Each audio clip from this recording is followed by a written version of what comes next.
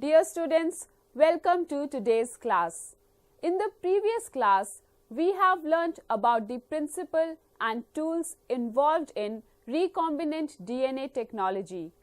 In this class, I will be discussing about the steps of the process which are actually followed in recombinant DNA technology, that is, process of rDNA technology. But before I begin, let me recapitulate what we already know. We know that the basic process of recombinant DNA technology revolves around the role of DNA in the synthesis of protein. By intervening in this process, scientists can change the nature of DNA and thus the gene makeup of an organism. By inserting genes into the genome of other organism, the scientist can induce instructions in the organism to produce a protein, which it does not produce normally. The technology of recombinant DNA has been made possible by extensive research on microorganisms during the last century. One important microorganism in recombinant DNA research is Escherichia coli or E. coli. The biochemistry and genetics of E. coli are well known as it has been researched widely. Its DNA has been isolated. New genes of our interest is recombined with this isolated DNA. The DNA then is inserted into fresh cells of E. coli. On growing these E. coli cells having recombinant DNA, production of the protein starts, for which the foreign gene was inserted into this bacteria. Such altered bacterial cells are said to have been transformed. Recombinant DNA technology. The first task of the gene splicing process is to isolate the gene that is to be inserted into the target DNA. Remember that recombinant DNA is made possible by two important types of enzymes, restriction enzymes and DNA ligase. These are the two principal enzymes, or we may call tools, first used by Paul Berg in 1972, who was working on alteration of DNA.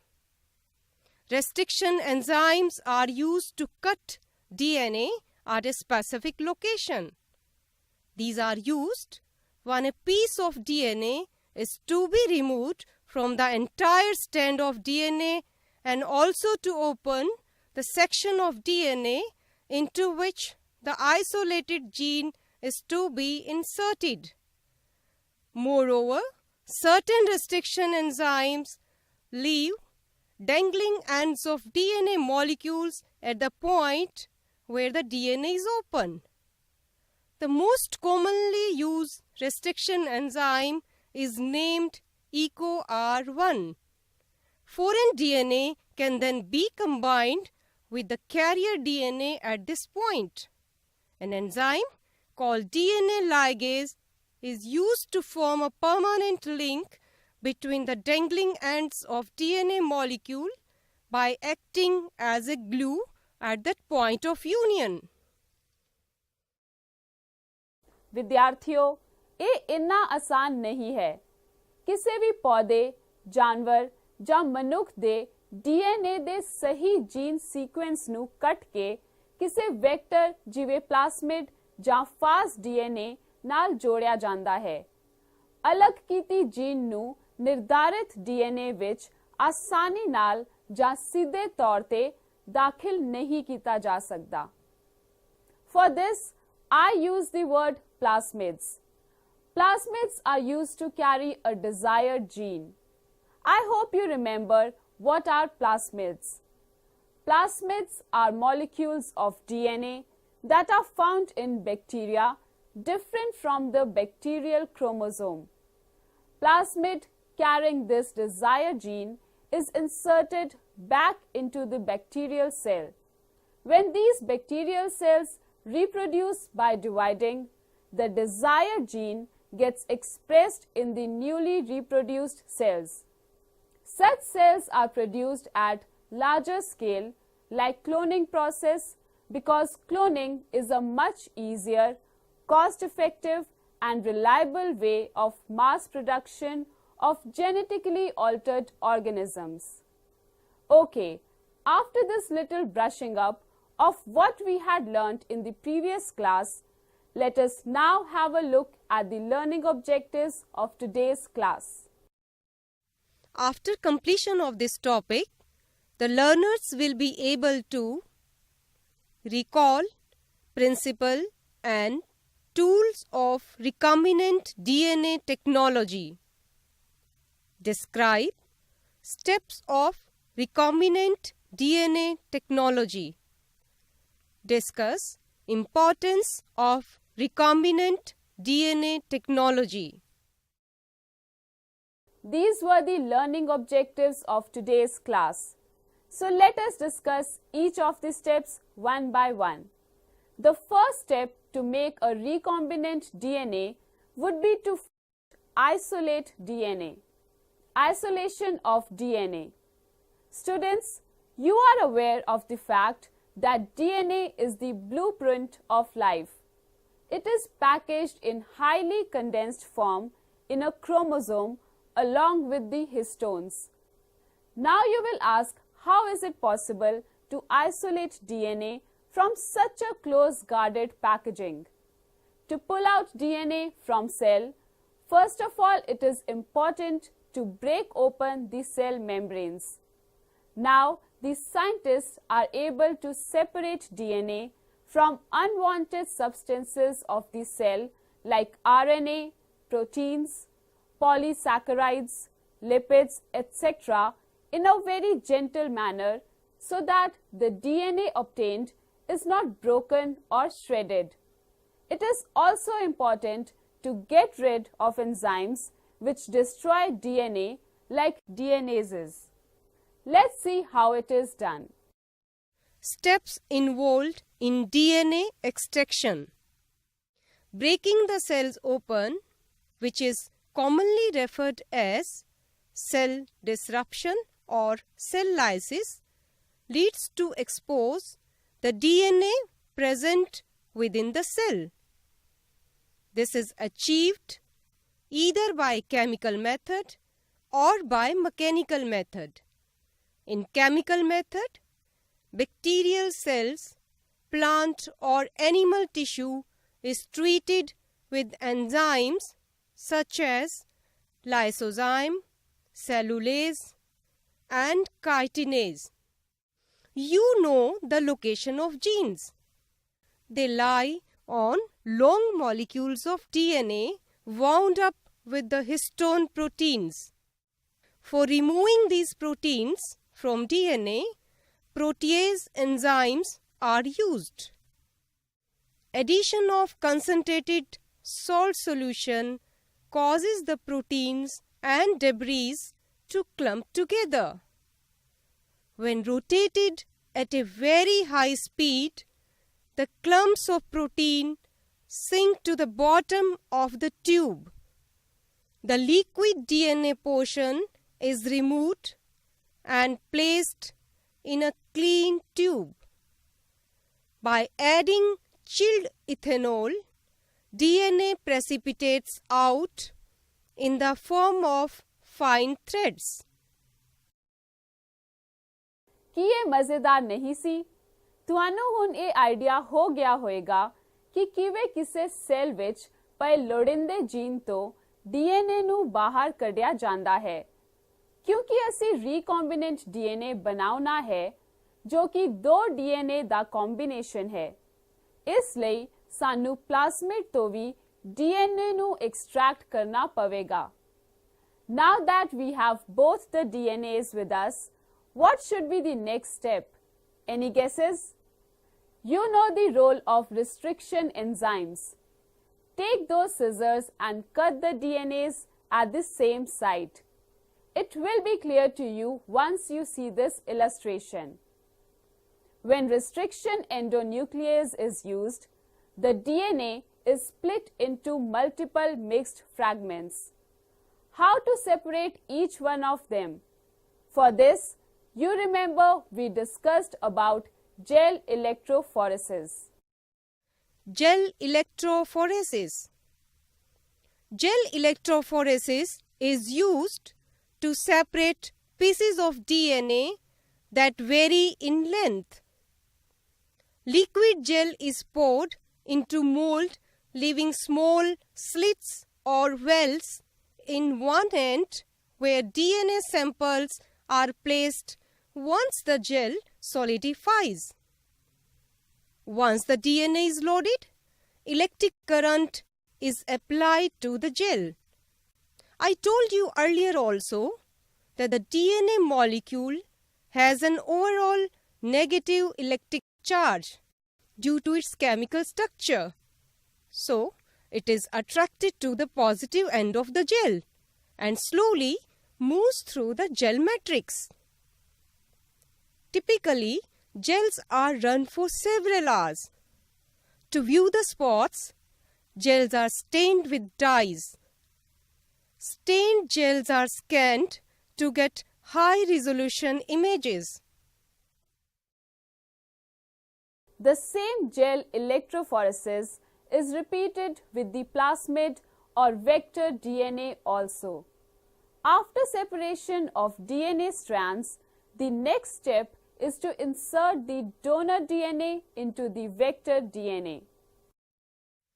The donor DNA fragments or the gene of interest is inserted into the circle of plasmid where it will attach to the properly cut base sequence.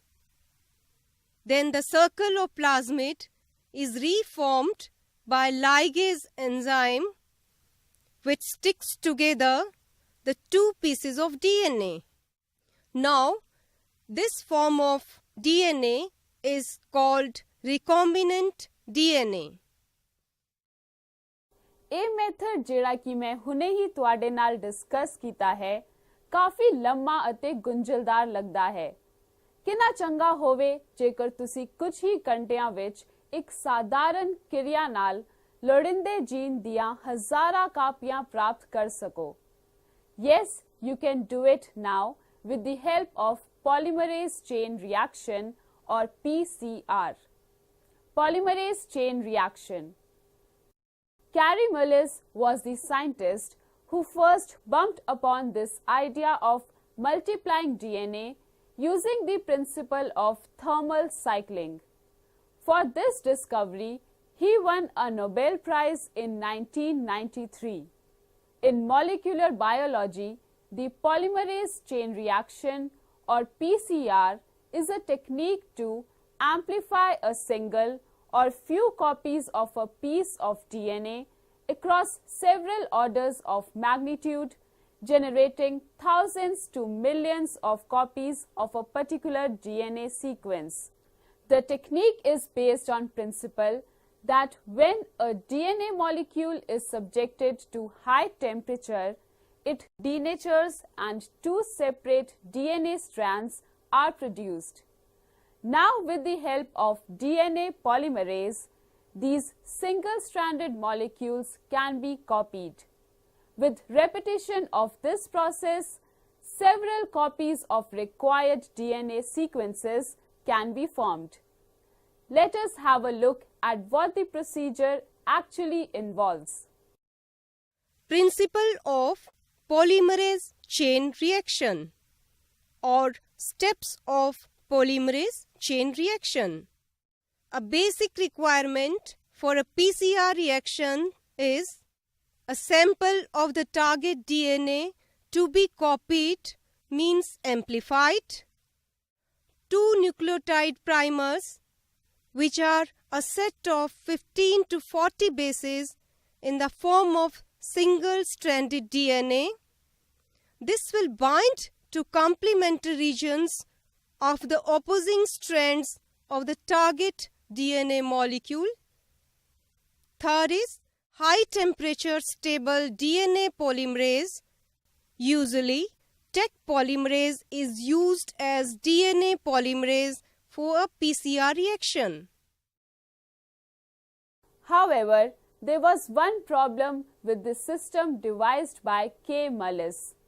The DNA polymerase which he used was destroyed by heating process. Mullis had to add new DNA polymerase for each round, which was time consuming and expensive.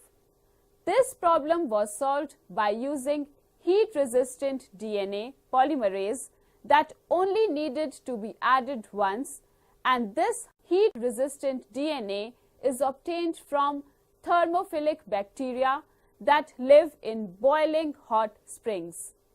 Almost all PCR applications employ a heat-stable DNA polymerase such as Taq polymerase, an enzyme originally isolated from the bacterium Thermus aquaticus.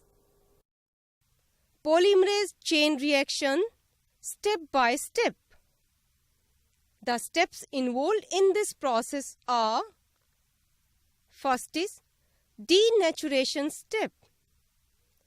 This step is the first regular cycling event and consists of heating the reaction to 94 to 98 degrees centigrade for 20 to 30 seconds. It causes melting of the DNA template by disrupting the hydrogen bonds between complementary bases, yielding single strands of DNA. Annealing step. In this step, two oligonucleotide primers anneal to each of the single-stranded template DNA. The reaction temperature is lowered to 50 to 65 degrees centigrade for 20 to 40 seconds, allowing annealing of the primer to the single-stranded DNA template. Stable DNA-DNA hydrogen bonds are only formed when the primer sequence very closely matches the template sequence. The polymerase binds to the primer template hybrid and begins DNA synthesis. Next step is extension or elongation step. In this step, Taq DNA polymerase synthesizes the DNA between the primers. The temperature at this step depends on the DNA polymerase used. For example, Taq polymerase has its optimum activity at a temperature of 72 degrees centigrade. At this step, the DNA polymerase synthesizes a new DNA strand complementary to the DNA template strand by adding DNTPs, that is, deoxyribonucleotide triphosphate, that are complementary to the template in 5' to 3' direction, condensing the 5-phosphate group of the DNTPs with the 3-hydroxyl group at the end of the nascent DNA strand. As PCR progresses, the DNA generated is itself used as a template for replication, setting in motion a chain reaction in which the DNA template is exponentially amplified. PCR can be extensively modified to perform a wide array of genetic manipulations. Insertion of rDNA into host cell. So विद्यार्थियों, ACPCR आओ ਹੁਣ recombinant DNA technology ਤੇ ਵਾਪਸ ਚਲੀਏ। ਮੈਨੂੰ ਉਮੀਦ ਹੈ ਕਿ ਤੁਹਾਨੂੰ ਹੁਣ ਇਹ ਸਪਸ਼ਟ ਹੋ ਗਿਆ ਹੈ ਕਿ recombinant DNA ਕਿਵੇਂ ਬਣਦਾ ਹੈ। recombinant plasmid, ਜਿਸ ਵਿੱਚ plasmid ਅਤੇ foreign DNA ਹੁੰਦਾ ਹੈ, ਬੈਕਟੀਰੀਆ ਵਿੱਚ ਦਾਖਲ ਕੀਤਾ ਜਾਂਦਾ ਹੈ, ਜੋ ਕਿ ਮਲਟੀਪਲਾਈ ਹੋ ਕੇ ਇਸ ਹਾਈਬ੍ਰਿਡ ਪਲਾਸਮਿਡ ਨੂੰ replicate ਕਰ ਦਿੰਦਾ ਹੈ। Now DNA being hydrophilic cannot enter inside the host, so it has to be made competent to allow the entry of cloned DNA inside it. There are several methods of introducing the ligated DNA into recipient cell. This is done by treating them with a specific concentration of a divalent cation such as calcium, which increases the efficiency with which DNA enters the bacterium through pores in its cell wall. Recombinant DNA can then be forced into such cells by incubating the cells with recombinant DNA on ice, followed by placing them briefly at 42 degrees Celsius and then putting them back on ice. This gives them a heat shock and enables the bacteria to take up the recombinant DNA. Other methods are electroporation and gene gun, where DNA is coated with gold particles and propelled into the cells, and also by microinjection, where glass pipette punctures the cell membrane and inserts the DNA. Not all bacteria will take up recombinant plasmids, so they need to be identified and isolated. There is a need to identify such cells that have successfully taken up a vector and so become transformed. With most of the techniques used so far, about less than 1% of the cells actually take up the vector. So, a marker is needed to distinguish these cells from the others. You know which marker is the most common? A common marker used in plasmid is a gene for resistance to an antibiotic such as Ampicillin or Tetracycline. Bacterial cells taking up this plasmid are resistant to this antibiotic. So, if the cells are grown on a medium containing antibiotic, all the normal untransformed cells, almost 99%, will die. Only the 1% transformed cells will survive, and these can then be grown and cloned on another plate.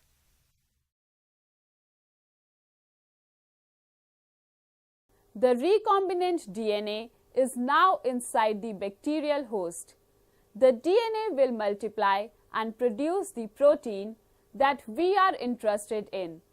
This protein is known as recombinant protein.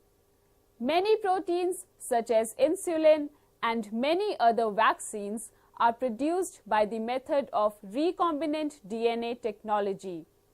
But to produce this protein, we need to do a large-scale production for which bioreactors are used. Bioreactors. The growth of large quantities of cells under required conditions is done with a vessel referred to as fermenter or bioreactor. The main function of a bioreactor is to provide a suitable environment in which an organism can effectively produce a target protein.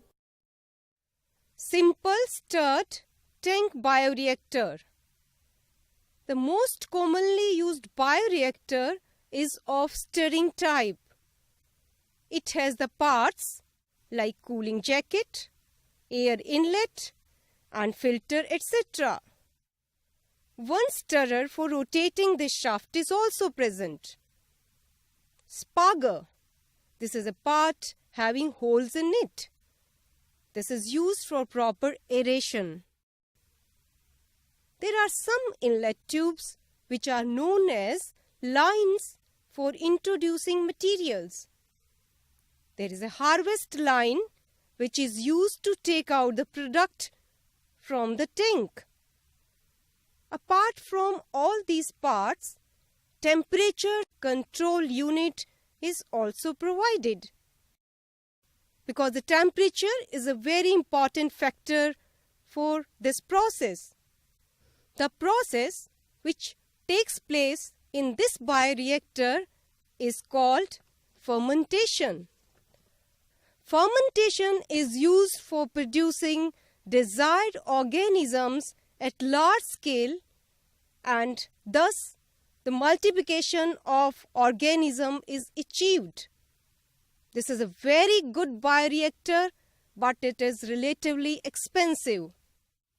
There is another bioreactor known as stirred tank bioreactor.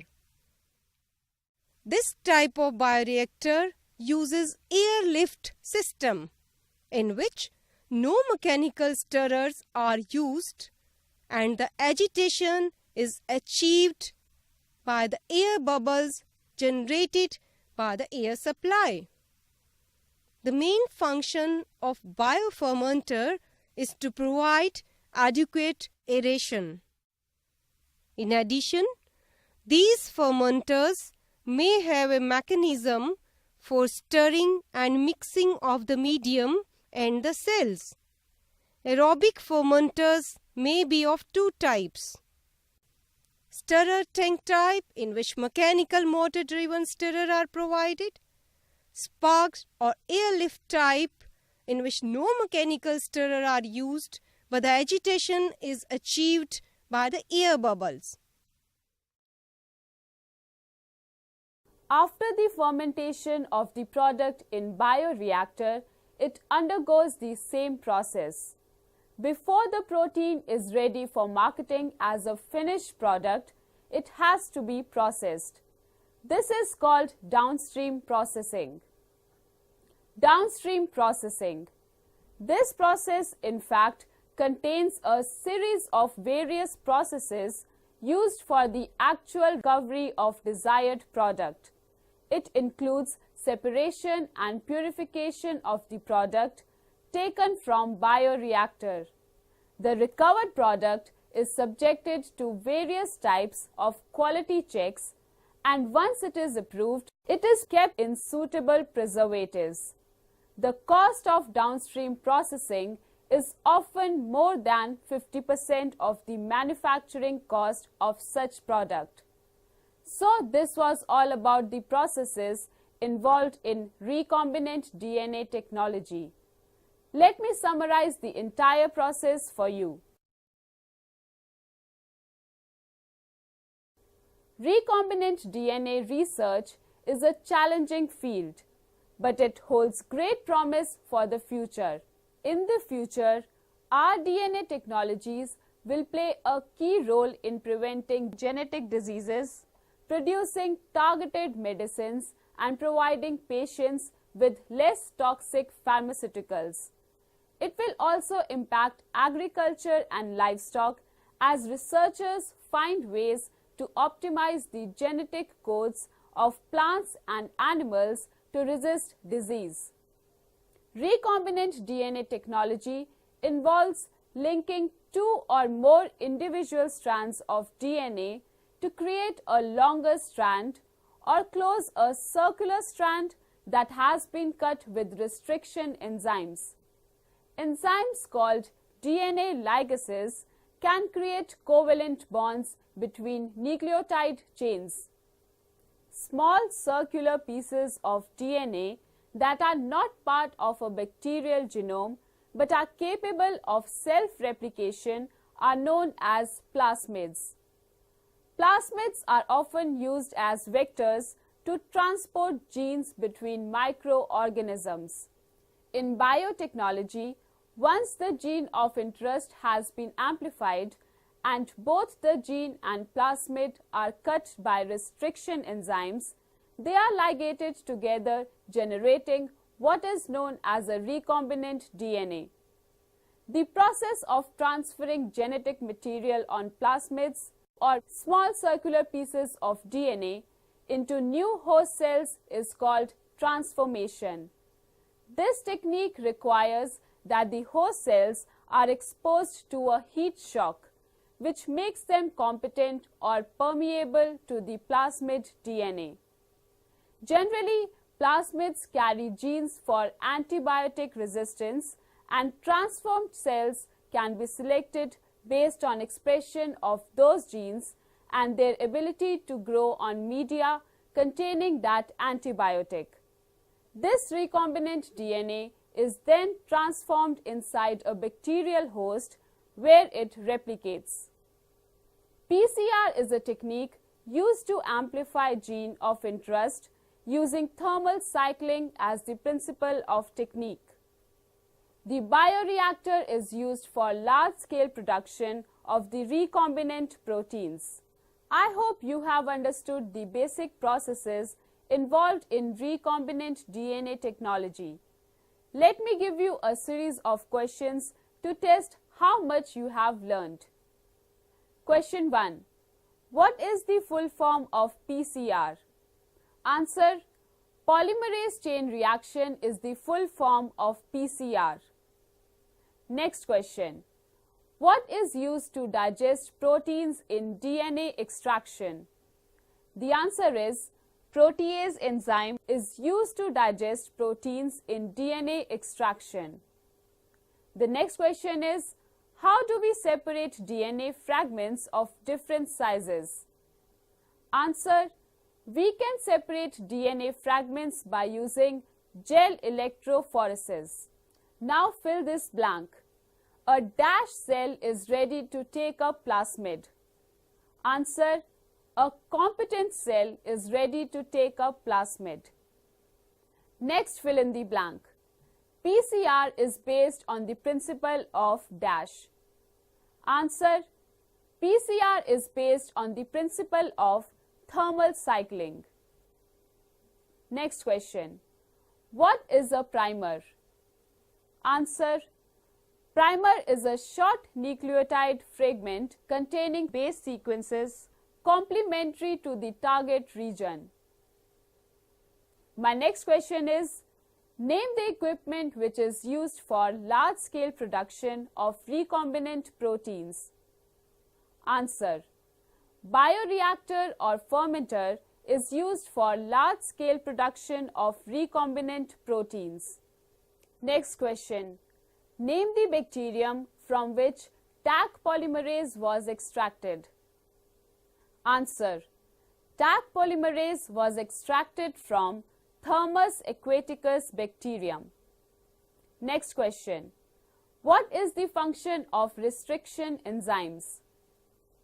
The answer is, the function of restriction enzymes is to cut nucleic acids at specific sites. Next question. Identify the following statements as true or false. Statement A. The polymerase chain reaction is important because it allows us to make many copies of a targeted segment of DNA. This is true. Next sentence. A molecule that contains the DNA from two different organisms is called recombinant DNA. This statement is true. Next statement. DNA ligase is the enzyme that cuts DNA, creating the sticky ends of restriction fragments. This statement is false. Okay friends, with this I would like to wind up. See you in next class with another interesting topic. Thanks for your cooperation and attention. Until then, goodbye.